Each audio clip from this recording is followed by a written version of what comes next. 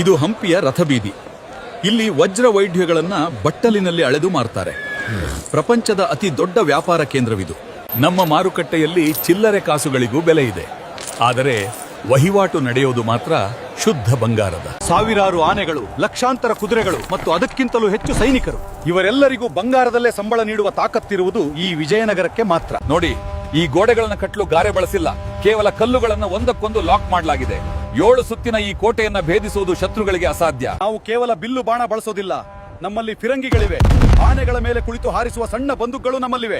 ತಂತ್ರಜ್ಞಾನವೇ ನಮ್ಮ ಗೆಲುವಿನ ಗುಟ್ಟು.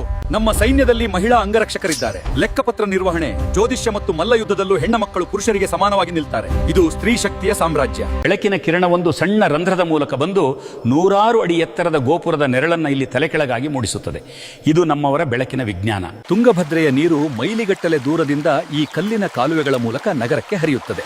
ನಮ್ಮ ಹನಿ ನೀರಾವರಿ ಪದ್ಧತಿ ಇಡೀ ವಿಶ್ವಕ್ಕೆ ಮಾದರಿ. ವಿಜಯನಗರದ ಪತನ ಕೇವಲ ಯುದ್ಧದಿಂದಾಗ್ಲಿಲ್ಲ, ಆ ಇಬ್ಬರು ಕಮಾಂಡರ್ಗಳ ನಂಬಿಕೆ ದ್ರೋಹದಿಂದಾಯ್ತು.